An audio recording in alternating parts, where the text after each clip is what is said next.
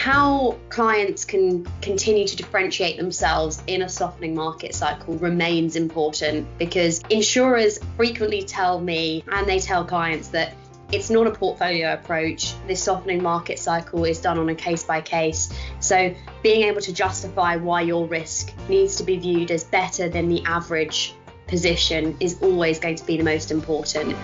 Welcome to the Risk Circuit, a WTW podcast delivering the latest insights into risk trends and challenges across the natural resources industry. With perspectives from leading voices across all key natural resources sectors, you can make decisions with confidence and clarity. Hello and welcome to the Risk Circuit. Today we're talking about downstream energy following our recent energy market update. I'm the host. I'm Michael Buckle. I'm head of downstream energy for WTW Global Natural Resources. And I'm delighted today to be joined by a couple of colleagues. We have Austin Sims in the US and we have Charlotte Watts in Singapore. And I'll just thank them both for being here and ask them just to say a little bit about themselves. Austin, do you want to start? Sure. Thanks, Michael. My name's Austin Sims. I'm located in Houston, Texas. I'm a director in our North American natural resources industry vertical, and I am focusing on midstream and downstream property risk. Thanks, Austin. And my name is Charlotte Watts. Thanks so much for having me on the podcast today. I'm based in Singapore, and my role is responsible for leading the energy and mining team based here in Asia. So that covers the broader Asia geography. Great, thank you very much. So we've issued our energy market review and we're looking at a situation for our clients where we see softening market conditions ahead of us in 2025. It's been an interesting last couple of years. 2023 we thought was going to be a really good year and that position seems to have deteriorated. In 2024, we're currently showing probably the biggest cliff I've ever seen between where claims are today and where premium has been. The question on our mind is really, what does this mean for insurance buyers? And how do insurance buyers take advantage of these market conditions? What are we really looking for from some of our clients in 2025? And I wonder, maybe Austin, could you perhaps give us a comment from the North American view? Yeah, absolutely. I'm just looking at the global landscape, particularly on the pricing front. It seems like the rest of the world was moving a bit more quickly than the US in terms of softening. But as we've gone through the first two halves of 2024, we've seen the US market start to catch up, and they need to do that in order to maintain competition with particularly the London marketplace. So I would say that at this point, the US market from a rate reduction standpoint has caught up to London. May not be to where the rest of the world is seeing it, particularly in Charlotte's neck of the woods. But one thing that's been a bit interesting is looking at the way that the market has kind of split itself up into some subsectors. Not every energy risk is getting the same rate treatment. Depends on what the loss history is, depends on what the risk itself is, and whether or not there is adequate appetite to drive competition for that risk, which is really what's driving some of that rate based on competition. Yeah, good point. So there's some differential between the different sectors in the downstream world. Charlotte, in terms of Asia, sometimes you're way ahead of the rest of the world in where your markets are going. How does Asia look at the moment? Yeah, look, there's no doubt that here in Asia, can certainly already feel the effects of a softening market, Michael. And, our downstream buyers here are already benefiting from that surplus capacity, putting the pressure on pricing on a downward cycle. That being said, I think as Austin mentions, each risk continues to be viewed on its own merits, meaning those that have the best risk management ethos, strong claims profile, those that are not that nat cat exposed, because that continues to be an area of concern in our region, are going to get the best results from the softer market cycle. That being said, when you look at the rate trends in Asia, more specifically on a country basis, it's important to remember that it's a very large and varied region. You've got some countries here that are heavily reliant on international reinsurance support from Singapore and London, Middle East, those being Thailand, Vietnam, Indonesia, Malaysia, meaning those clients are really going to follow more of the global trends, but perhaps with maybe a lower starting base. You then got other countries in Asia, more like Korea, Japan, India, and China, where they've got a lot of their own available domestic capacity. So that also adds another overlaying pressure on the market and the international reinsurance market to be able to commit and compete with the available and abundant capacity available locally. So you might see steeper changes in pricing in those geographies as there's less capacity to go around. Yeah, great. I just comment as well. We haven't really seen a massive pump up of the available capacity, but we know it's a global marketplace, and we know there is more supply of capacity than there is of risk available out there. So that definitely, those supply and demand curves have an impact on price. You mentioned something else, Charlotte, which was interesting. You mentioned natural catastrophe and the concerns that this wind season didn't quite play out as expected with Helene and Milton hurricanes. In the energy space particularly, we didn't have assets in the lines of those hurricane tracks. But there still could be an impact, and maybe Austin, from a US point of view, could you kind of give us your view? Yeah, absolutely. I mean, if you look back to the early part of the year when the publications that typically put out predictions for what the wind season will bring us, we're predicting some pretty severe outcomes, high severity and high frequency, and two conditions there to consider, that being the warm water in the Gulf and transition into a La Nina cycle. So people were pretty nervous about what the wind season could bring, and it didn't help that we had Beryl come through as the earliest Cat 5 in modern history. And while it didn't make a huge impact, it was a storm in July that could have sent people down kind of a mental spiral of what the rest of the season could look like.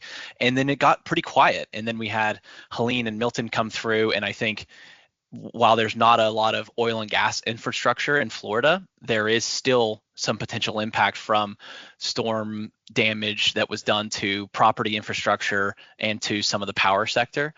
And this could even show us some impacts from the personal lines, just because a lot of the reinsurance capital that's involved in commercial risk is also backing some of the personal lines insurance that we see here in North America. And so while it's not specifically an energy, particularly a downstream event, it could be a reinsurance event that could slow down some of the exuberance that we may have been feeling as we look ahead to 2025.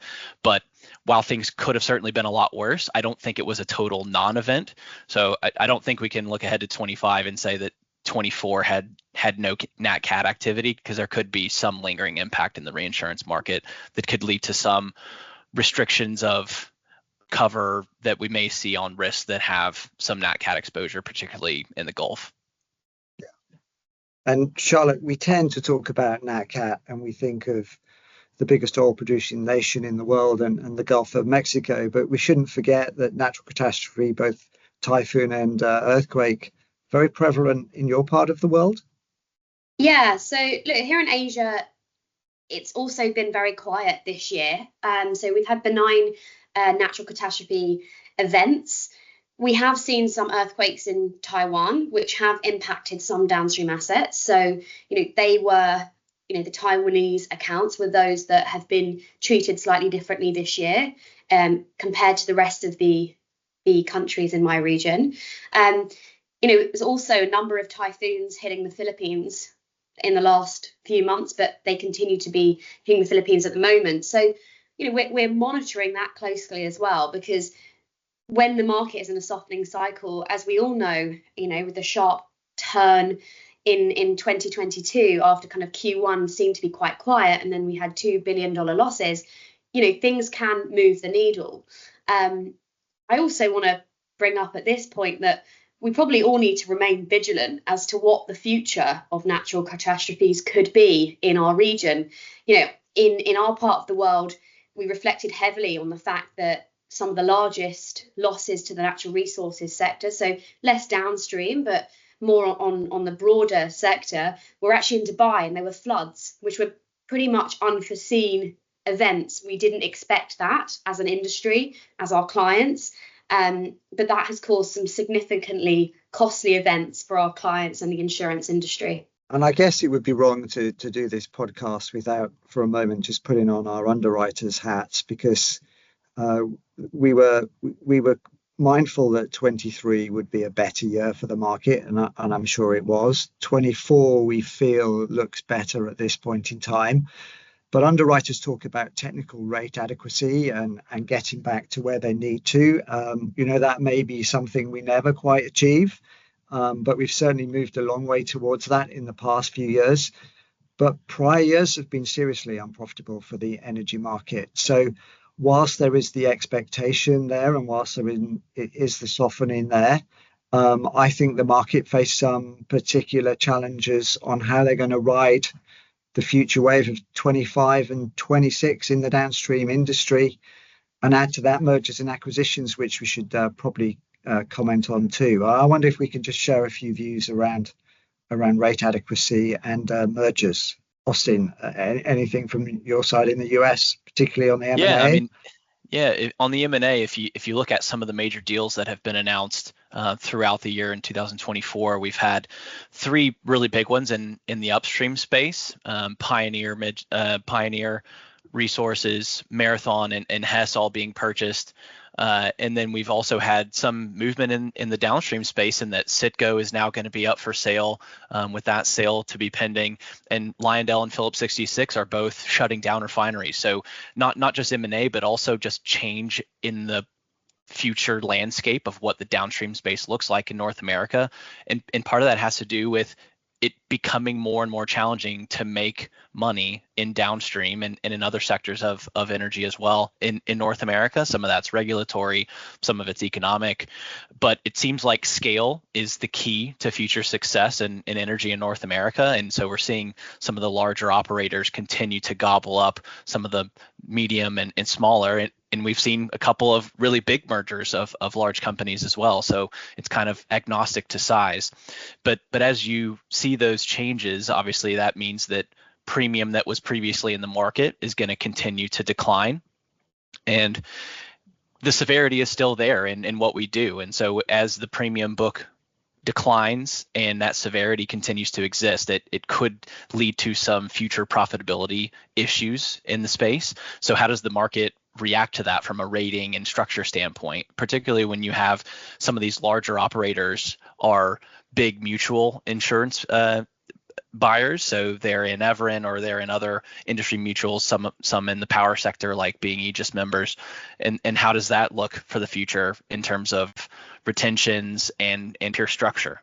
So we've all seen the headlines around drill baby drill. That seems to have a margin effect on the refineries. You mentioned it earlier in your comments, Austin.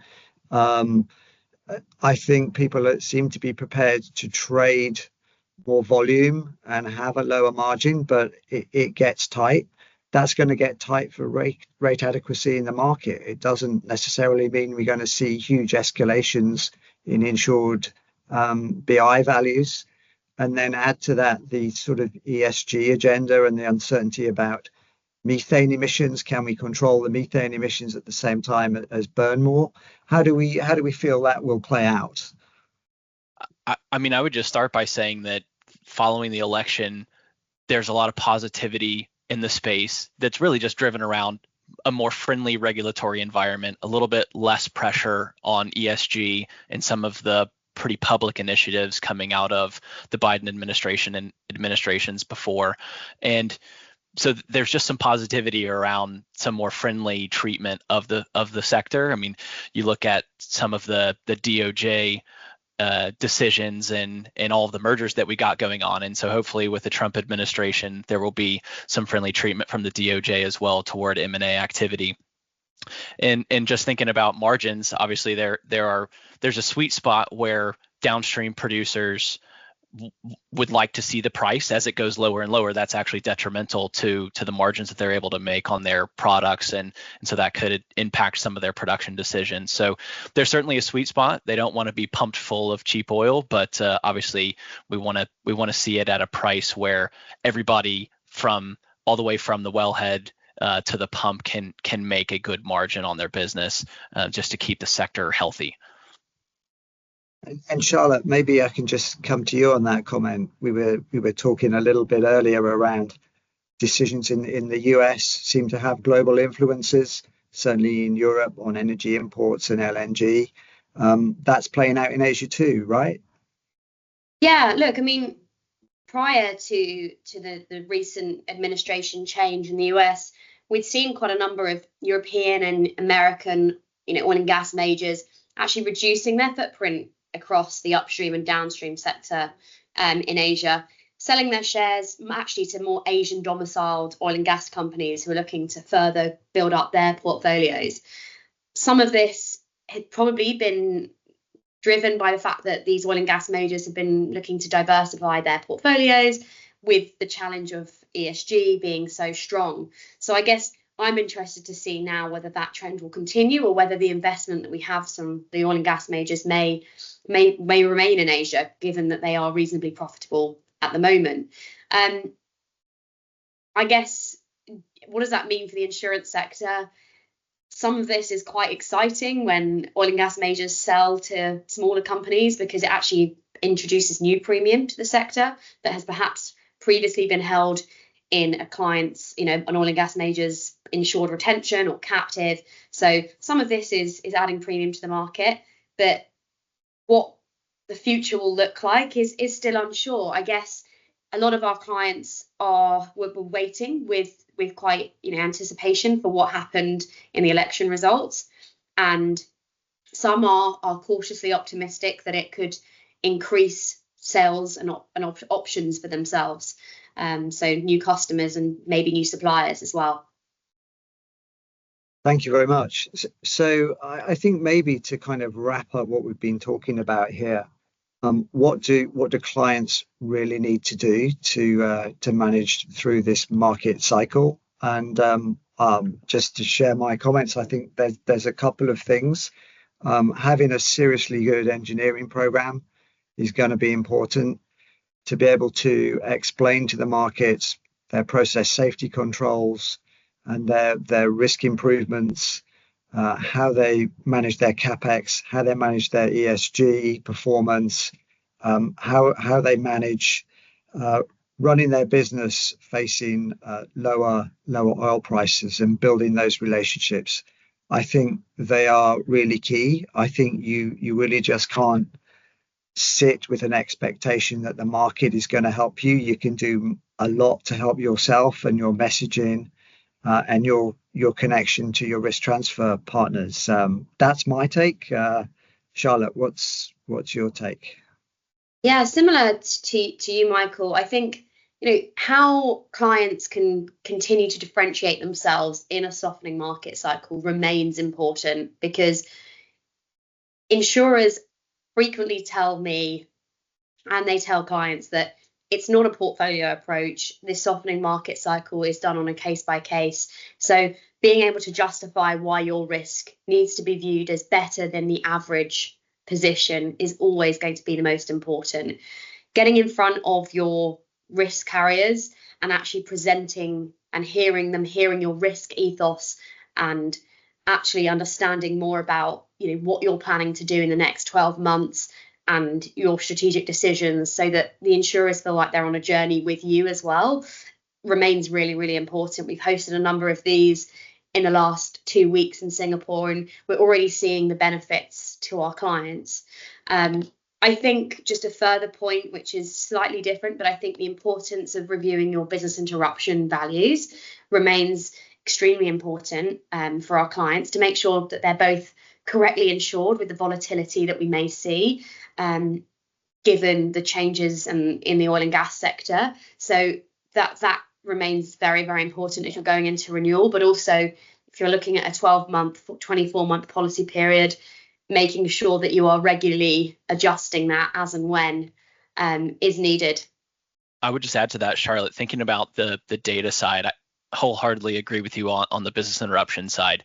And now that we're coming into a cycle in the market where we are coming off of some pretty severe infrastructure issues with supply chain, coming out of COVID and some of the inflation that we've seen, I think now is a really good time for people to look back at their property damage values as well, to make sure that we've kept up with inflation, but that we haven't actually overinflated values. I think there will be some scenarios with time where we see people have continued to trend values, and that maybe we're in a position where we're over reporting. And obviously that has a significant impact on a couple of things. One is premium, just thinking about rate times value, but also looking at the limits that you buy. So working with us to ensure that PD and BI values are both in a good spot. And then from there, looking at your estimated maximum loss calculations and ensuring that you're buying the program that works for you and not just one that's designed based purely off of kind of legacy purchasing habits, and thinking about kind of the science behind the way we set limits and retentions. That's fantastic. I think that's really good commentary. That's really good advice. Thank you both for making time to join this podcast. I hope some of the comments people have heard strike a note and are interesting. And there's obviously more you can read about this in our Energy Market Review. Thank you very much indeed for joining us. Thank you, Michael. Thanks so much. Thank you for listening. We hope you found this episode insightful. For more information, visit the Insights section of WTWCO.com. This podcast is for general discussion and/or information only, is not entirely to be relied upon, and action based on or in connection with anything contained here should not be taken without first obtaining specific advice from a suitably qualified professional. Thank you.